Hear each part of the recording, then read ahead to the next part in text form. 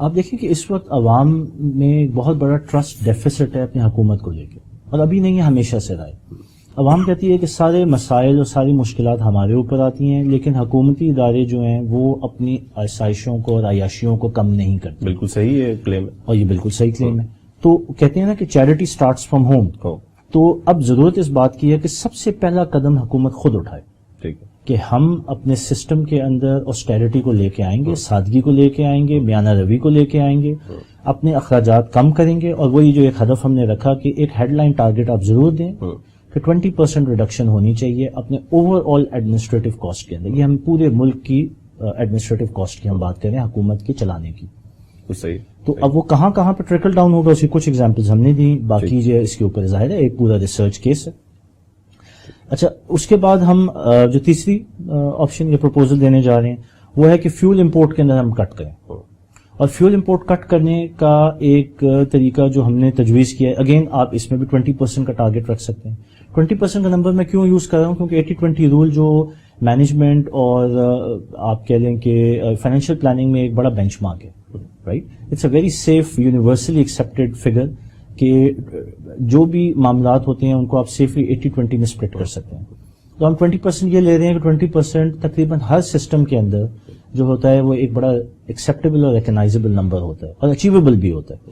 تو 20% جو ہے وہ آئل فیول کی جو آئل اینڈ جو فیول امپورٹ ہے اس میں آپ نے ریڈکشن کرنی ہے۔ کیا طریقہ ہو سکتا ہے؟ آپ فیول ہالیڈے ڈکلیئر کر دیں، ایک دن فیول ہوگا، ایک دن اس کی ہالیڈے ہوگی۔ اب دیکھیں، اس کو ٹیل اینڈ کے اوپر مینج کرنے کی جگہ آپ سپلائر اینڈ پہ مینج کریں گے کہ جو فیول کی ڈسٹریبیوشن ہو رہی ہے جو کمپنیز لیول پہ ہو رہی ہے وہاں پہ ڈسٹریبیوشن ایک دن ہوگی، ایک دن نہیں ہوگی، اس سے شارٹیج کریٹ ہوگی، رائٹ؟ لیکن اس شارٹیج سے آپ کے اندر ایفیشنسی اور آپٹیمائزیشن بھی بلڈ ہوگی، لوگ پلان کریں گے، لوگ فالتو فیول کی ویسٹیج کی طرف نہیں جائیں گے۔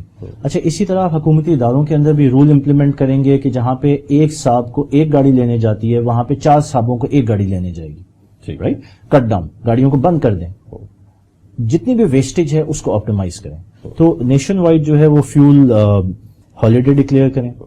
لیکن یہ لوگوں کے لیے کافی مشکل نہیں ہو جائے گا؟ مطلب چلیں گورنمنٹ آفیشیل سے تو ہو سکتا ہے آپ کروا دیں کسی رول کے تحت، لیکن جو کامن مین ہے، پھر یہ کہ انڈسٹری ہے، تو جی یہ آپ کی بات صحیح ہے۔ اس میں ہم نے ایک ایکسیپشن رکھی ہے۔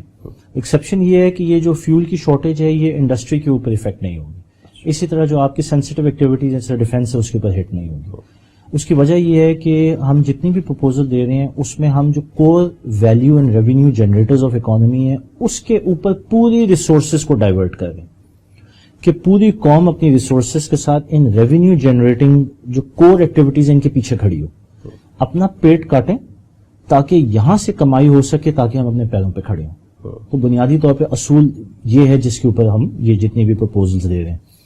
آپ کے جو پاور جنریٹنگ یونٹس ہیں جو کہ فرنس آئل پہ چلتے ہیں ان کو بند کریں۔ اچھا، کیا سولر لگائیں گے؟ پھر کیا کریں گے؟ دیکھیں، آپشنز تو آلٹرنیٹ کی بہت ہیں، لگ بھی رہی ہیں۔ امیڈیٹلی کیا ہوگا؟